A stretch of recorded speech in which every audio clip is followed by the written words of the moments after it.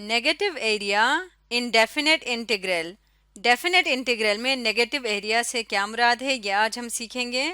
Definite integral कौन से integral होते हैं जिसमें हमें लिमिट्स दिए हुए होते हैं। फॉर एग्जांपल कोई भी फंक्शन है जिसको हमने इंटीग्रेट करना है, इसको लोअर लिमिट कहते हैं और इसको अपर लिमिट कहते हैं। तो ये लिमिट्स दिए हुए हों तो ऐसे इंटीग्रल को कहते हैं डेफिनेट इंटीग्रल, जिनका आंसर हमेशा एक कांस्टेंट नंबर आता है। डेफिनेट इंटीग्रल जो है हमें बताता है एरिया के बारे में। वैसे तो integral he area under the curve है, लेकिन डेफिनेट इंटीग्रल में हमारे पास फिक्स्ड वैल्यू आती है। तो आज हम स्टडी करेंगे कि अगर डेफिनेट इंटीग्रल नेगेटिव आए तो इससे क्या मुराद है। इसके लिए हम एग्जाम्पल लेते हैं। फॉर एग्जाम्पल हम इंटीग्रेट करना चाह रहे हैं साइन थीटा को विद रिस्पेक्ट टू थीटा, और थीटा की लिमिट दी हुई है 0 से पाई तक। अब जब इसको इंटीग्रेट करेंगे तो साइन थीटा का इंटीग्रेशन क्या होता है। साइन थीटा का इंटीग्रेशन होता है minus cos theta. Definite integral के केस में हम प्लस सी नहीं लिखेंगे क्योंकि ये ख़त्म हो जाएगा, इसकी ज़रूरत नहीं है, ये कांस्टेंट नहीं आता। तो हम लिखेंगे माइनस कॉस थीटा और इसके ऊपर लिमिट है 0 से पाई तक। अब लिमिट किस तरह से अप्लाई होगा। सबसे पहले हम अपर लिमिट अप्लाई करेंगे माइनस कॉस पाई, और उसके बाद इसमें से माइनस होगा लोअर लिमिट को इसमें पुट करके, जो कि है माइनस कॉस 0। इसको सिंप्लीफाई करें, माइनस कॉस पाई किसके इक्वल आएगा।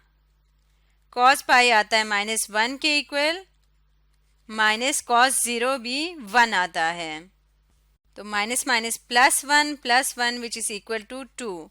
तो इसका मतलब ये इंटीग्रल आ गया 2 के इक्वल, जो कि एक पॉजिटिव नंबर है। एरिया हमेशा पॉजिटिव ही होता है।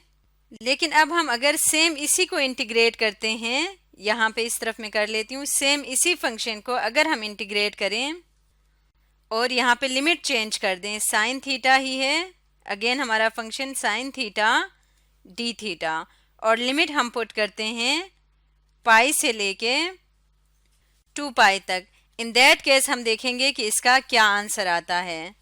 साइन थीटा का माइनस कॉस थीटा ही आएगा, इंटीग्रेशन माइनस कॉस थीटा, और लिमिट है पाई से लेके 2 पाई तक। माइनस कॉस और यहाँ पे थीटा की जगह अप्लाई करेंगे 2 pi minus minus cos pi. So minus cos 2 पाई, कॉस 2 पाई 1 के इक्वल होता है, तो ये आ जाएगा -1, और यहाँ पे माइनस, और कॉस पाई इक्वल होता है -1 के। तो ये माइनस जो बाहर वाला ये एज इट इज आ जाएगा, इसके साथ -1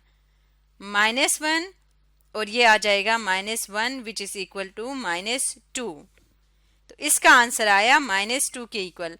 अब इन दोनों को कंपेयर करें तो ये है 2 और ये है -2।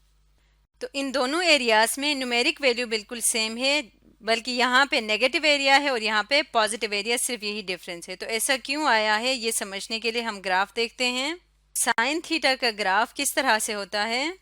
इस तरह का साइन थीटा का ग्राफ होता है। यहाँ पे मैंने ड्रॉ किया है 0 से 2 पाई तक का ग्राफ। तो जब हमने बात की थी, फर्स्ट इंटीग्रल लिया था, तो हमने लिमिट रखा था 0 से पाई तक। इसका मतलब ये है कि हम इस ग्राफ का ये वाला एरिया फाइंड करना चाह रहे थे। इस एरिया की वैल्यू फाइंड करनी थी 0 से पाई तक, इसलिए हमने उसका लिमिट रखा 0 स्टार्टिंग फ्रॉम 0 अप टू पाई। और इस केस में हमारे पास एरिया आया था पॉजिटिव।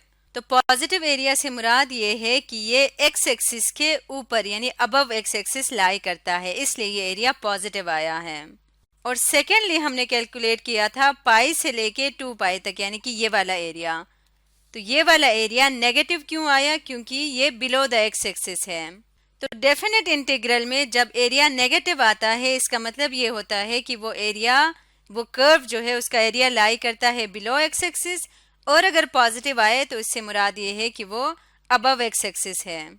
तो नेगेटिव साइन सिर्फ ये बताता है कि एक्स एक्सिस के नीचे एरिया है, वरना एरिया हमेशा पॉजिटिव होता है। डेफिनेट इंटीग्रल के केस में नेगेटिव इसलिए आता है क्योंकि वो हमें बताता है कि ये एक्स एक्सिस के नीचे है।